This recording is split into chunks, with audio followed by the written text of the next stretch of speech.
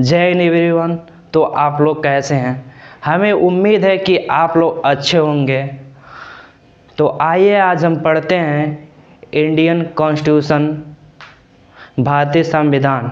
जैसे कि आप सभी जानते हो, आप न किसी परीक्षा की तैयारी कर रहे होंगे जिसमें पॉलिटी एक इम्पॉर्टेंट रोल है। तो आइए अब हम देखते हैं कॉन्स्टिट्यूशन ऑफ इंडिया। तो जैसे संविधान क्या है? संविधान नियम एवं कानूनों का संग्रह है। Constitution is a collection of a rule and laws. तो आइए अब हम देखते हैं शेड्यूल ऑफ इंडियन कॉन्स्टिट्यूशन। जैसे कि हम सब जानते हैं, हमारे ओरिजिनल कॉन्स्टिट्यूशन में शेड्यूल अनुसूची 8 अनुसूची थी हमारे ओरिजिनल कॉन्स्टिट्यूशन में, लेकिन प्रेजेंट में देखें तो 12 शेड्यूल है। प्रेजेंट में 12 अनुसूची हैं। और अगर आर्टिकल देखें तो अनुच्छेद हमारे ओरिजिनल कॉन्स्टिट्यूशन में आर्टिकल 395 थे, लेकिन प्रेजेंट में देखें तो 448 आर्टिकल हैं। और अगर हम देखें पार्ट, हमारे ओरिजिनल कॉन्स्टिट्यूशन में 22 पार्ट्स थे, लेकिन प्रेजेंट में देखें तो 25 पार्ट्स हैं। ओरिजिनल कॉन्स्टिट्यूशन में 22 भाग थे, लेकिन प्रेजेंट में 25 भाग हैं। तो आइए अब हम स्टार्ट करते हैं शेड्यूल ऑफ इंडियन कॉन्स्टिट्यूशन। तो आइए अब देखते हैं फर्स्ट शेड्यूल। अगर आप लोगों से कभी भी फर्स्ट शेड्यूल पूछा जाए या फर्स्ट पार्ट पूछा जाए या फर्स्ट आर्टिकल पूछा जाए, तो आप लोग हमेशा बताएंगे पहले भाग, पहले शेड्यूल या पहले आर्टिकल में हमेशा यूनियन एंड स्टेटरी आएगा। भारत एवं राज्यों का संघ के बारे में पहले आर्टिकल में बताया गया है। तो आइए अब हम देखते हैं schedule of Indian constitution, first schedule.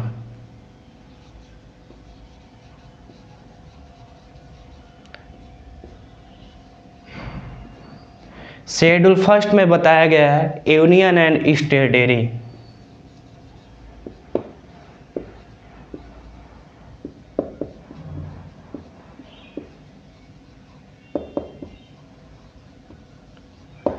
Schedule first में बताया गया है भारतीय राज्यों एवं संघ के बारे में। और शेड्यूल सेकंड देखें, आइए।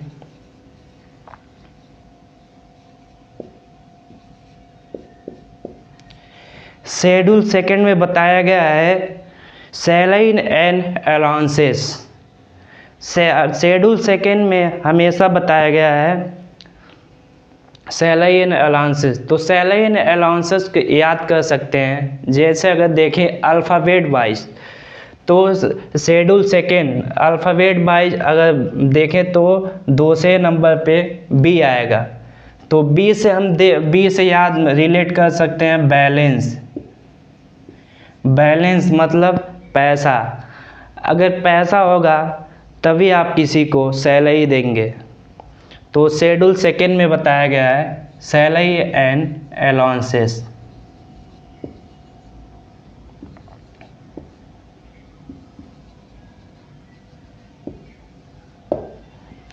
शेड्यूल सेकेंड में बताया गया है सैलरी एंड अलाउंसेस के बारे में।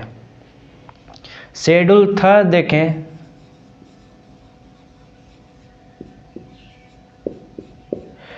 शेड्यूल थर्ड के बारे में बताया गया है oath and affirmation. Oath and affirmation मतलब शेड्यूल थर्ड में बताया गया अनुसूची थर्ड में शपथ। शेड्यूल थर्ड में बताया गया है शपथ के बारे में, मतलब ओथ के बारे में, oath and affirmation.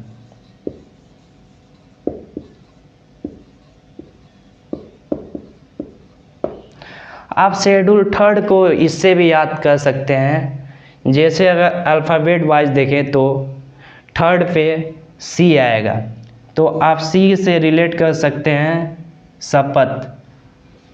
Schedule third में शपथ के बारे में बताया गया है। इसमें बस 3 लोग के शपथ की बात नहीं किया गया है। प्रेसिडेंट हो गए, वाइस प्रेसिडेंट हो गए और गवर्नर हो गए।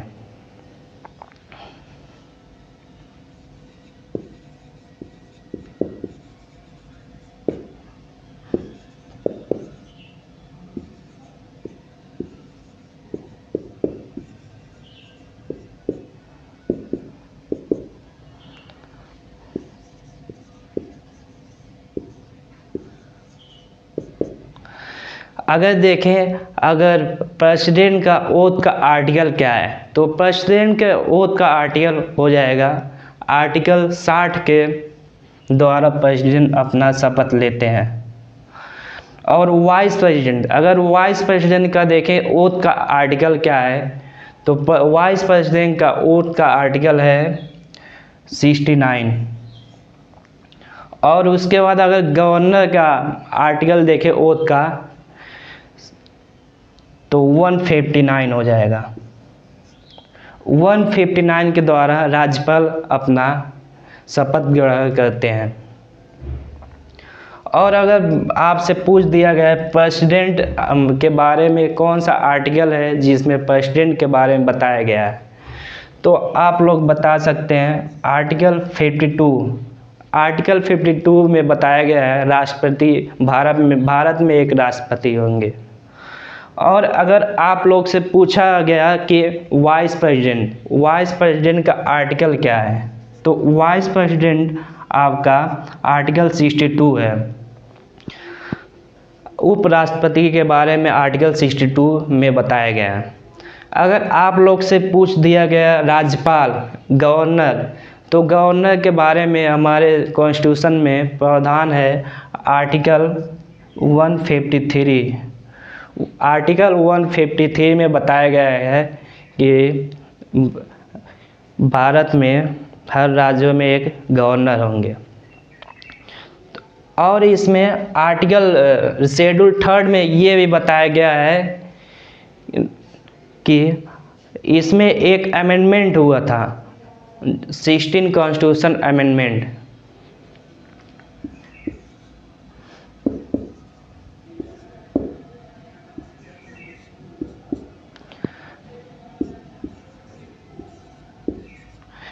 सिक्सटीन कॉन्स्टिट्यूशन अमेंडमेंट जो हुआ था 1963 में बताया गया, 1963 में हुआ था। इसमें 2 वर्ड जोड़ा गया था, सोवर्निटी और इंटीग्रिटी।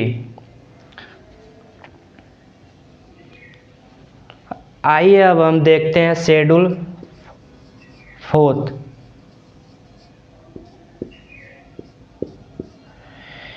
शेड्यूल फोर्थ अनुसूची फोर्थ में देखें तो डिवीज़न ऑफ सीट इन राज्यसभा के सीटों के बंटवारे के बारे में बताया गया है शेड्यूल फोर्थ में।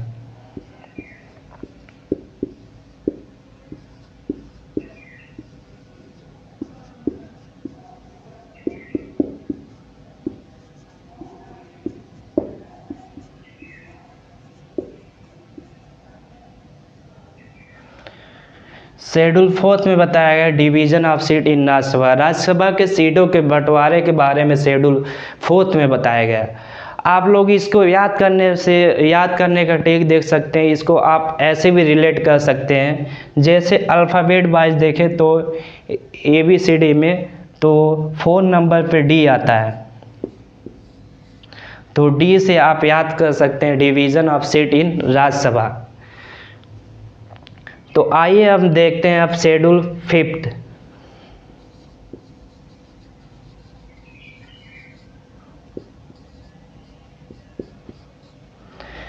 शेड्यूल फिफ्थ में बताया गया है SC/ST admission in all over India.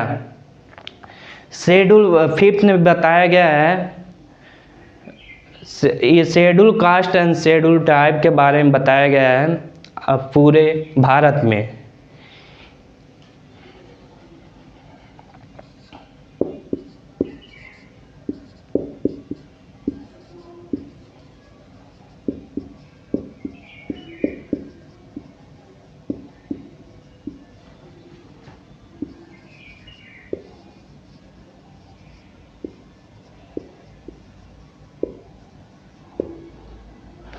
आप शेड्यूल फिफ्थ को इससे भी रिलेट याद कर सकते हैं, पिछड़ा। जैसे 5 से आप रिलेट कर सकते हैं पिछड़ा। पिछड़ा मतलब SC ST आपको देखेंगे तो मैक्सिमम अगर ST के पॉपुलेशन देखेंगे तो आपको जंगली एरिया मिलेगा। तो शेड्यूल 5 को, अनुसूची 5 को ये भी इससे भी याद कर सकते हैं, पिछड़ा मतलब पिछड़ा में SC ST आ गए।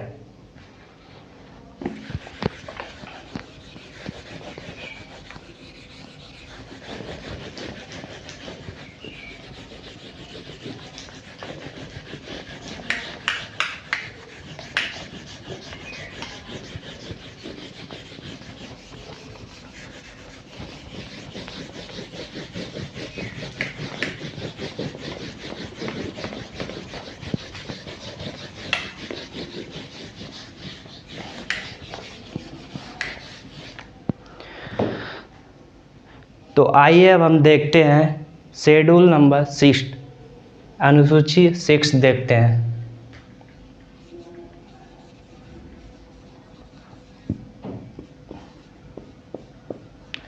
शेड्यूल 6 में बताया गया है ST administration in India only 4 state. 4 राज्यों के बारे में बताया गया, शेड्यूल ट्राइब के बारे में।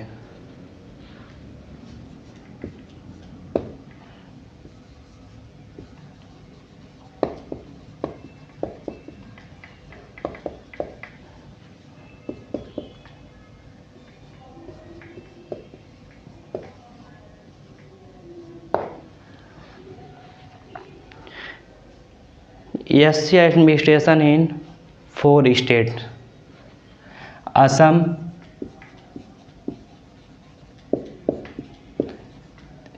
त्रिपुरा,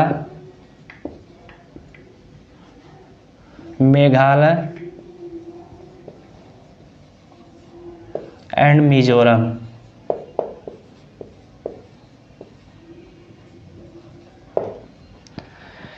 आप इसको ऐसे भी याद कर सकते हैं, अनुसूची 5 को ATM स्क्वायर।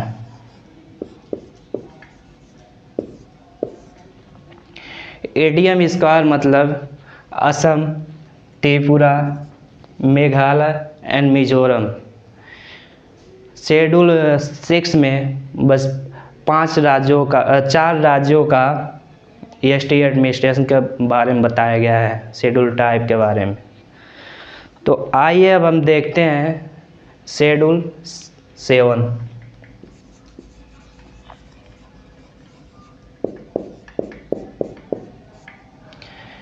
शेड्यूल 7 के बारे में बताया गया है union state and allocation of their power.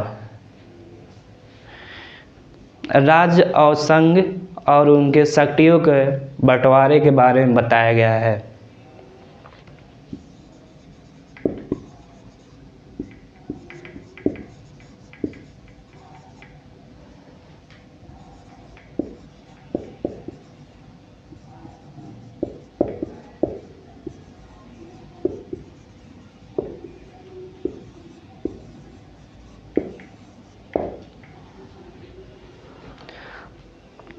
और इसमें 3 लिस्ट बनती है: union, state and concurrent list.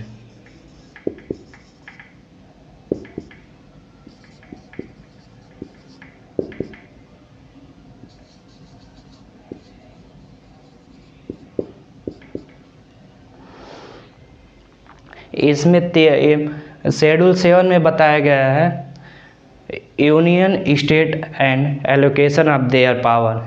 इसमें 3 लिस्ट बनता है: union, state and concurrent list. जैसे संघ सूची, राज्य सूची और समवर्ती सूची।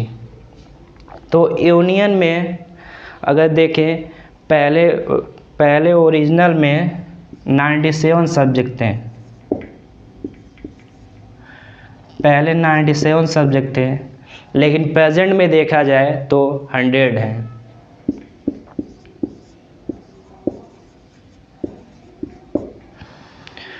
उसके बाद स्टेट लिस्ट में देखें तो स्टेट लिस्ट में पहले ओरिजिनल कॉन्स्टिट्यूशन में 66 थे लेकिन प्रेजेंट में 61 है। और अगर कंकरेंट लिस्ट में देखें तो कंकरेंट लिस्ट में पहले 47 थे लेकिन प्रेजेंट में 52 हैं। स्टेट में पहले 66 थे लेकिन अभी 61 है। और कंकरेंट लिस्ट समवर्ती सूची में पहले 47 थे अभी प्रेजेंट में 52 है। आप इसको ऐसे भी याद कर सकते हैं, पहले 97 पहले में प्लस 3 हुआ है। उसके बाद स्टेट में 66 थे तो माइनस हुआ है, 5 माइनस होगा तब 61 होगा तो -5। उसके बाद कंकरेंट में 47 थे, अगर +5 होगा तो 52 होंगे, इसमें +5 हुआ है। शेड्यूल 7 में बारे में बताया गया है union state and allocation of their power. इसमें 3 लिस्ट बनती है, union, state and concurrent list. Union मतलब संघ सूची में पहले 97 विषय थे लेकिन प्रेजेंट में 100 विषय है। और स्टेट में राज्य सूची में पहले 47 थे लेकिन 66 थे लेकिन प्रेजेंट में 61 है। और कंकरेंट लिस्ट समवर्ती सूची में पहले 47 थे लेकिन प्रेजेंट में 52 हैं। इसको याद कर सकते हैं, पहले में +3, सेकेंड में -5, उसके बाद थर्ड में +5। तो आइए अब हम देखते हैं शेड्यूल 8 में बताया गया है लैंग्वेज के बारे में। अगर आप देखेंगे अल्फ़ाबेट वाइज, अगर आप देखेंगे तो 8 पे एच आता है, तो एच मतलब हिंदी क्या है, लैंग्वेज है।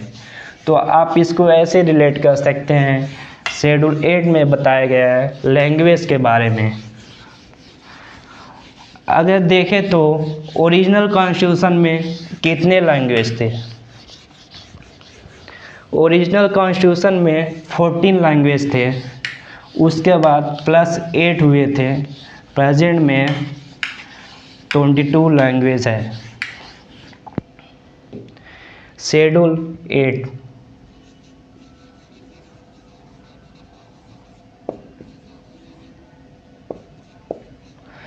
अनुसूची 8 में बताया गया है लैंग्वेज के बारे में। लैंग्वेज अगर ओरिजिनल कॉन्स्टिट्यूशन में देखें तो 14 लैंग्वेज थे लेकिन प्रेजेंट में 22 लैंग्वेज हैं।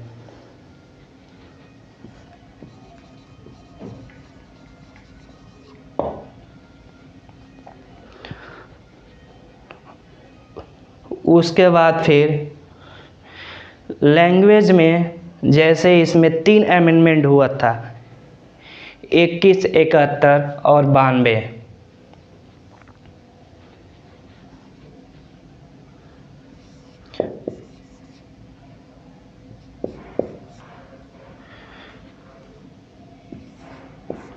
आप बता सकते हैं अमेंडमेंट क्या होता है?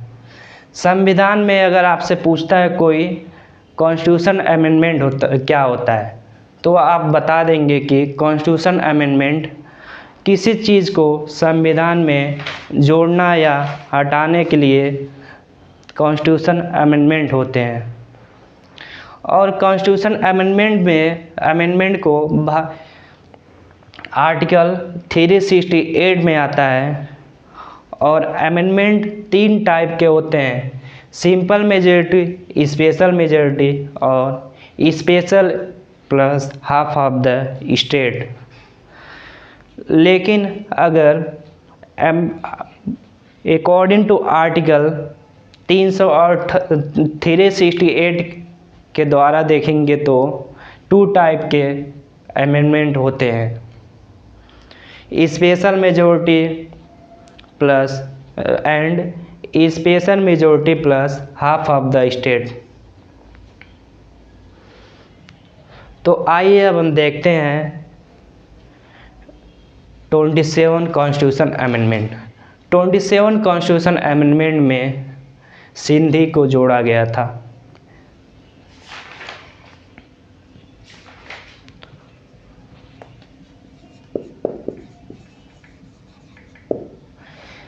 सिंधी को जोड़ा गया था, इसके लिए 21st कॉन्स्टिट्यूशन अमेंडमेंट हुआ था।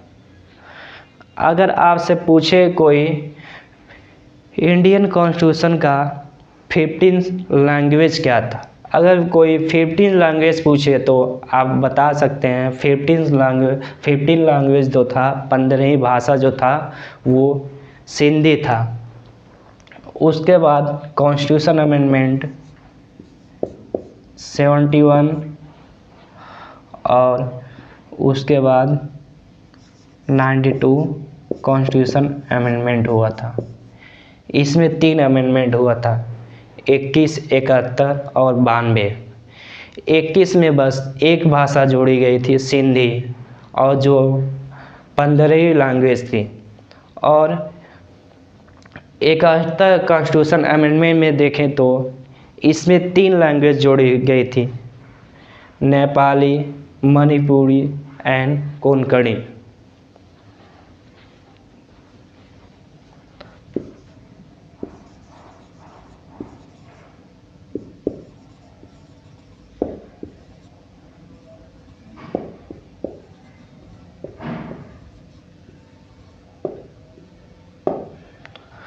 और 92 कॉन्स्टिट्यूशन अमेंडमेंट में 4 भाषाएं जोड़ी गई थी, मैथिली, संथली, बोडो एंड डोगरी।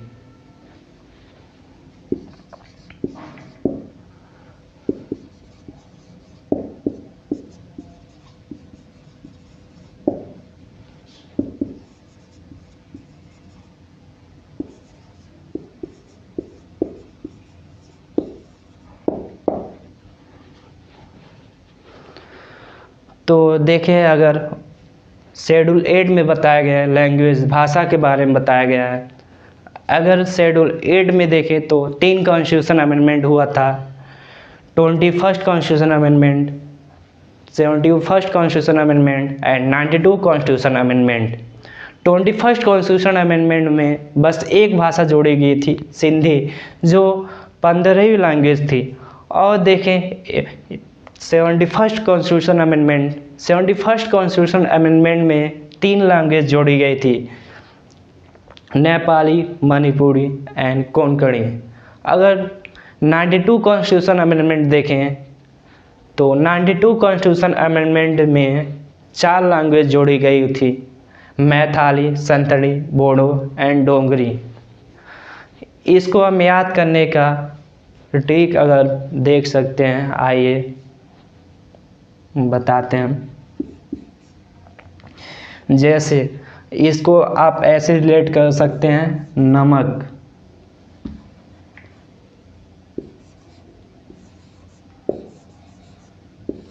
नमक, नेपाली, मणिपुरी एंड कोंकणी। और 92 कॉन्स्टिट्यूशन अमेंडमेंट, 92 कॉन्स्टिट्यूशन अमेंडमेंट को आप ऐसे भी याद कर सकते हैं, बोर्ड मास,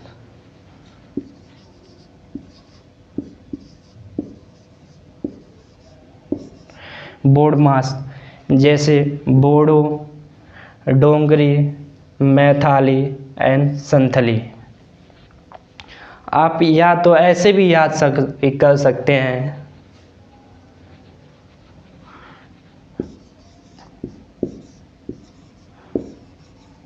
कोमल, कोमल मतलब कोंकणी, मणिपुरी,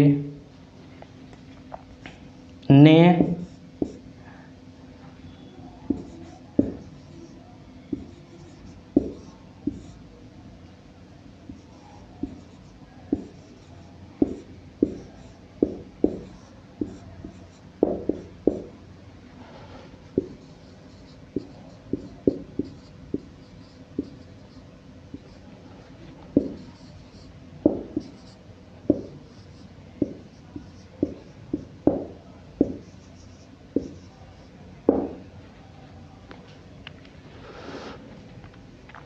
अगर इसको आप ऐसे याद कर सकते हैं, कोमल ने सीधे दिल तोड़ा बैट्समैन MS धोनी का।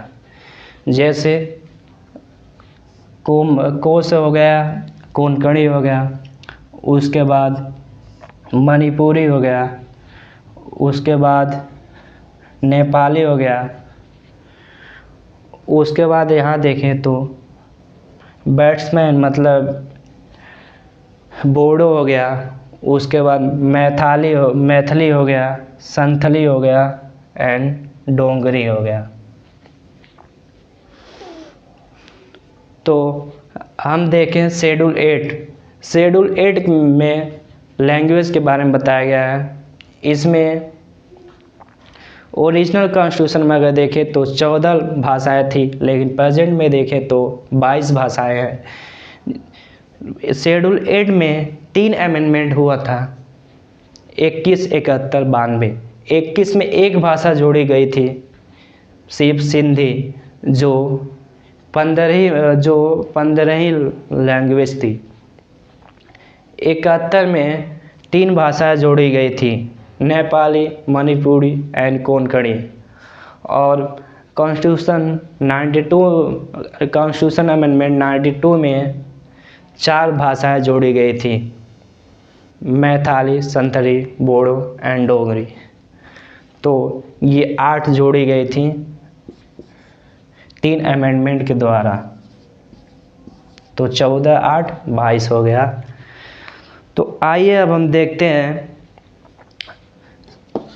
Schedule number 9।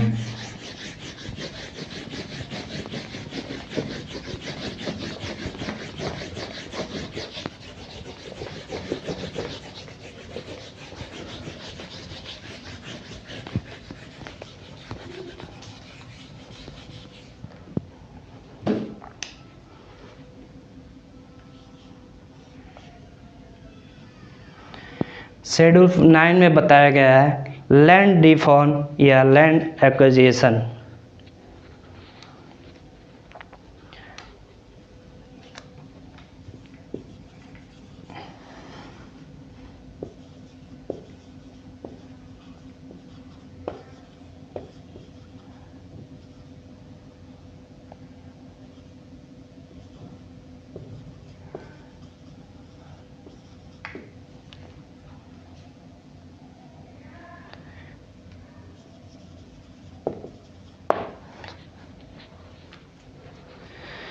शेड्यूल 9 में बताया गया है land deform and land acquisition.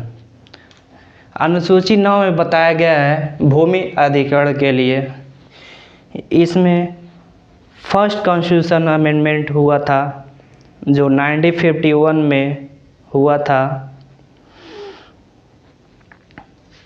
और देखें अगर फर्स्ट टाइम ज़मींदारी सिस्टम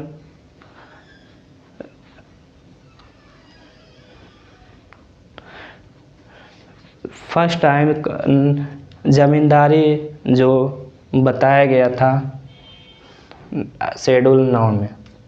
तो आइए अब हम शेड्यूल देखते हैं। शेड्यूल 10।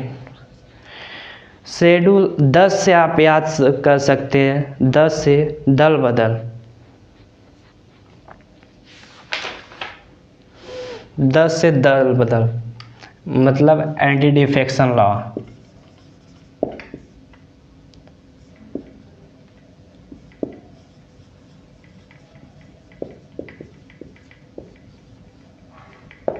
एंटी डिफेक्शन लॉ 10 से आप इसको रिलेट कर सकते हैं दल बदल। अनुसूची 10 में बताया गया है एंटी डिफेक्शन लॉ के बारे में बताया गया है, दल बदल के बारे में बताया गया है।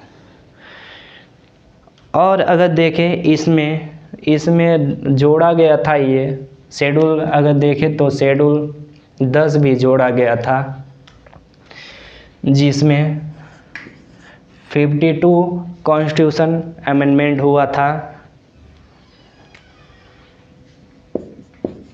52 कॉन्स्टिट्यूशन अमेंडमेंट हुआ था जो 1985 में हुआ था, जिस समय अपने कंट्री का पीएम थे राजीव गांधी। तो आइए अगर हम देखते हैं दल बदल कानून क्या है। अगर कोई पार्टी है जिसमें से 2/3 मेंबर चले जाते हैं तो उन पे दल बदल कानून नहीं लगेगा। अगर उस पार्टी से 2/3 मेंबर से कम लोग चले जाते हैं तो वहाँ उस पार्टी पे दल बदल कानून लगेगा। जैसे अगर कोई पार्टी है जिसमें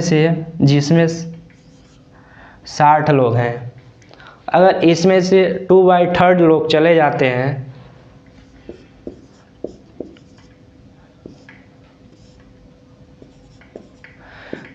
तो 40 लोग अगर किसी पार्टी है जिसमें 60 लोगों में अगर 40 लोग चले जाते हैं तो इन पे दल बदल कानून नहीं लगेगा। आइए अब हम देखते हैं शेड्यूल 11, अनुसूची 11 में बताया गया है पंचायत के बारे में।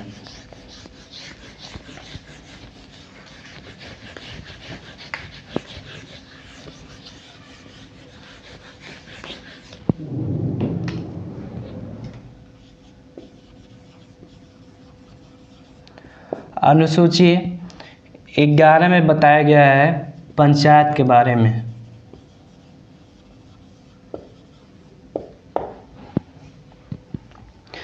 अगर देखें तो पंचायत मतलब शेड्यूल 11 ये हम देख सकते हैं जोड़ा गया था। ओरिजिनल कॉन्स्टिट्यूशन में तो 8 ही शेड्यूल थे अनुसूची, तो 8 के बाद ये चार जो था वो जोड़ा गया था, schedule 9, schedule 10, schedule 11 and schedule 12।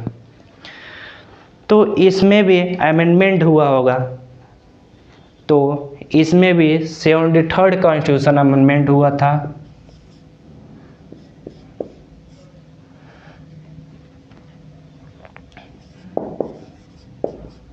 जो 1992 में हुआ था। शेड्यूल 11 अनुसूची 11 कॉन्स्टिट्यूशन अमेंडमेंट 73rd के द्वारा जोड़ा गया था, जो 1992 में हुआ था। और अगर देखें फर्स्ट स्टेट ऐसा जिसमें पंचायत सिस्टम स्टार्ट हुआ था, तो फर्स्ट स्टेट आप बता देंगे राजस्थान एक ऐसा स्टेट है जिसमें फर्स्ट टाइम पंचायती राज सिस्टम स्टार्ट हुआ था। और अगर सेकेंड स्टेट देखें ऐसा कौन सा दूसरा स्टेट है जिसमें पंचायत राज स्टार्ट हुआ था, तो सेकेंड स्टेट है आंध्र प्रदेश। अगर इसमें देखें सब्जेक्ट, शेड्यूल 11 में सब्जेक्ट कितने थे, तो शेड्यूल 11 में सब्जेक्ट 29 थे। आइए अब हम देखते हैं शेड्यूल 12।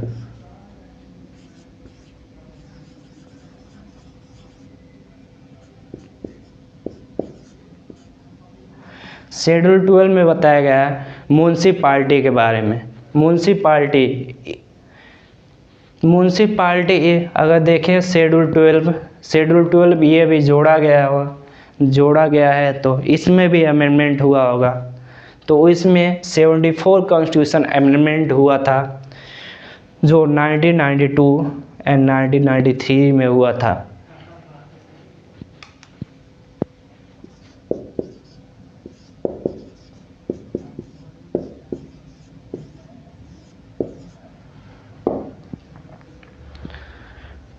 और फर्स्ट टाइम म्यूनसिपाल्टी सिस्टम जो स्टार्ट हुआ था 1 जून 1993 से स्टार्ट हुआ था, जिसमें 18 सब्जेक्ट थे।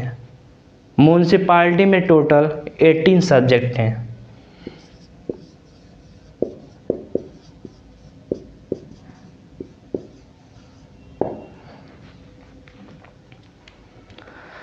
तो तो आइए अब हम देखते हैं, एक बार पूरा रिवीजन करते हैं स्टार्टिंग से।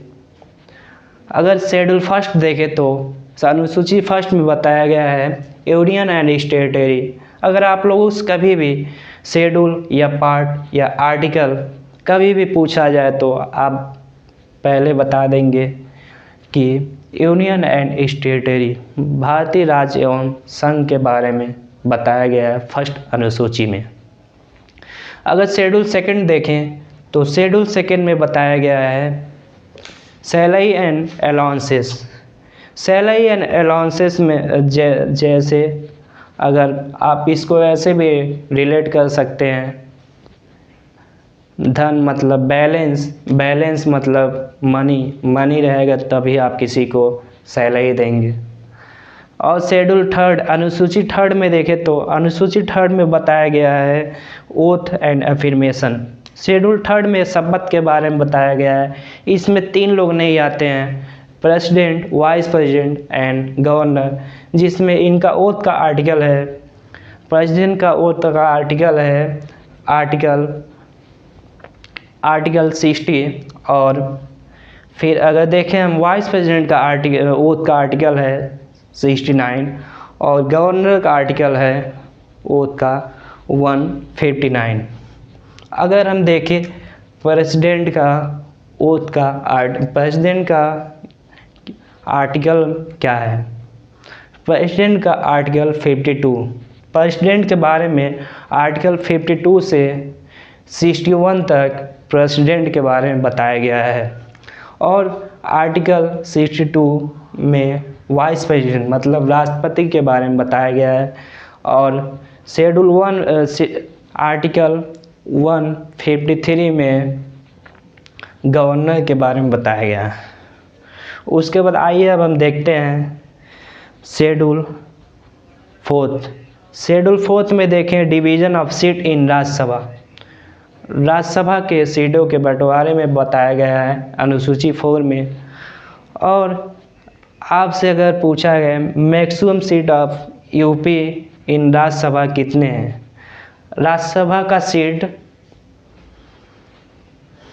राज्यसभा में सीट यूपी का कितना है, तो राज्यसभा का सीट यूपी का 31 है। और आइए अब हम देखते हैं शेड्यूल फिफ्थ। शेड्यूल फिफ्थ के बारे में बताया गया है SC and ST administration. Schedule 5 से आप रिलेट कर सकते हैं पिछड़ा। शेड्यूल 6 में बताया गया है ST administration in 4 state Assam, Tripura, Meghalaya and Mizoram. और शेड्यूल 7 में बताया गया है यूनियन स्टेट एवं एलोकेशन ऑफ देयर पावर।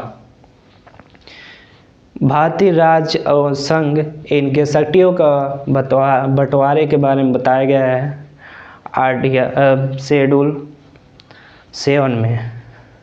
इसमें 3 लिस्ट बनती है, union, state and concurrent list. Union list में अगर देखें तो ओरिजिनल में 97 सब्जेक्ट थे, लेकिन प्रेजेंट में 100 सब्जेक्ट हैं। अगर हम देखें स्टेट लिस्ट में पहले 66 सब्जेक्ट थे, लेकिन प्रेजेंट में 61 सब्जेक्ट हैं। अगर हम देखें कंकरेंट लिस्ट समवर्ती सूची में देखें तो 66 सब्जेक्ट थे, लेकिन प्रेजेंट में 61 सब्जेक्ट हैं। अगर कंकरेंट लिस्ट में देखें तो कंकरेंट लिस्ट में 47 सब्जेक्ट थे, लेकिन प्रेजेंट में 52 सब्जेक्ट हैं। अगर आप लोग से कोई एग्जाम्पल पूछे कि यूनियन लिस्ट का एग्जाम्पल क्या है, तो यूनियन लिस्ट का आप बता दीजिएगा डिफेंस, रेलवे हो गया, बैंकिंग हो गया। ये जो है वो इस पे जो कानून बनाता है वो यूनियन बनाता है। अगर स्टेट लिस्ट में आ गए पुलिस हो गया, पब्लिक हेल्थ हो गया, फार्मर हो गए, इन पे जो रूल बनाना होता है वो सभी स्टेट अपना अपना कानून बनाता है। अगर आपसे पूछे कंकरेंट लिस्ट समवर्ती सूची में इसमें यूनियन और स्टेट दोनों मिलकर कानून बनाते हैं, जैसे आईपीसी हो गया, सीआरपीसी हो गया, न्यूज़ हो गया, मैरिज हो गया, एजुकेशन हो गया, फॉरेस्ट एंड एडॉप्शन हो गया। इस पे जो कानून बनाना होता है यूनियन स्टेट दोनों मिलकर बनाते हैं। अगर आपसे पूछे कोई, अगर आइए अब हम देखते हैं शेड्यूल 8 में 8 पे आता है हिंदी। अल्फ़ाबेट वाइज देखें अगर 8 पे तो हिंदी आता है। हिंदी क्या है? लैंग्वेज है। अगर शेड्यूल 8 में देखें तो लैंग्वेज के बारे में बताया गया है, जो कि मूल संविधान में ओरिजिनल कॉन्स्टिट्यूशन में 14 लैंग्वेज था, लेकिन प्रेजेंट में अगर देखें वर्तमान में 22 लैंग्वेज है। और इसमें 3 अमेंडमेंट हुआ था, 21, 71 और 92। 21 में सिंधी लैंग्वेज को जोड़ा गया था और 71 कॉन्स्टिट्यूशन अमेंडमेंट में 3 लैंग्वेज जोड़ा गया था, नेपाली, मणिपुरी एंड कोंकणी। अगर शेड्यूल 8 में 92 कॉन्स्टिट्यूशन अमेंडमेंट में देखें तो ये 2003 में हुआ था, जिसमें 4 भाषाएं जोड़ी गई थी, मैथिली, संथाली, बोडो एंड डोगरी। अगर शेड्यूल 9 में देखें तो शेड्यूल 9 में land reform and land acquisition में बताया गया, एक्विजिशन के बारे में बताया गया है, इसमें फर्स्ट कॉन्स्टिट्यूशन अमेंडमेंट हुआ था 1952 हुआ था, जिसमें जुडिशियल रिव्यू के बारे में बताया गया था। और इसमें सब्जेक्ट देखे तो इसमें 284 सब्जेक्ट थे, 284 विषय थे इसमें, जो 9th शेड्यूल जोड़ा गया था। ओरिजिनल कॉन्स्टिट्यूशन में 8 शेड्यूल थे, लेकिन उसके बाद 4 जोड़ा गया था, 9, 10, 11, 12। और अगर 10 में देखें तो 10 शेड्यूल में बताया गया है एंटी डिफेक्शन लॉ, दल बदल कानून के बारे में बताया गया है। और इसमें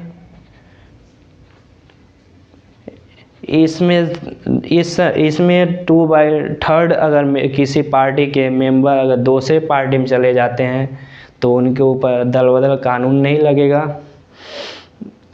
और एंटी डिफेक्शन जो था वो 52 कॉन्स्टिट्यूशन अमेंडमेंट के द्वारा जोड़ा गया था 1985 में। और शेड्यूल 10 में शेड्यूल अगर 11 देखें तो अनुसूची 11 में पंचायत के बारे में बताया गया है। पंचायत के बारे में मतलब जिसमें 73rd कॉन्स्टिट्यूशन अमेंडमेंट हुआ था 1992 में। इसमें 29 सब्जेक्ट थे, जिसमें पंचायती राज अपना कानून बनाएगा, इनके विषय 29 थे। और ये जो स्टार्ट हुआ था 24 अप्रैल 1993 से पंचायती राज सिस्टम स्टार्ट हुआ था। और पहला जो स्टेट था जिसमें पंचायत राज सिस्टम स्टार्ट हुआ था वो राजस्थान था, और दूसरा स्टेट आंध्र प्रदेश था। अगर शेड्यूल 12 देखें तो शेड्यूल 12 में बताया गया है म्यूनसिपाल्टी में 74 कॉन्स्टिट्यूशन अमेंडमेंट के द्वारा जोड़ा गया था म्यूनसिपाल्टी, जो 1992 में जोड़ा गया था। और जो ये अप्लाई हुआ था फर्स्ट टाइम 1 जून 1993 से म्यूनसिपाल्टी सिस्टम अप्लाई हुआ था, और इसमें 18 सब्जेक्ट थे। तो आप लोगों को कैसा लगा वीडियो?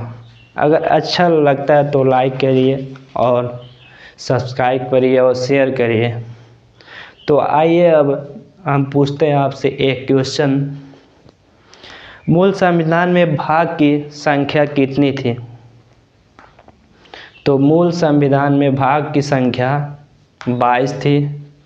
और अगर पूछा गया वर्तमान समय में शेड्यूल मतलब अनुसूची की संख्या कितनी है, तो अगर पूछा जाए प्रेजेंट में शेड्यूल कितने हैं, तो प्रेजेंट में शेड्यूल 12 हैं।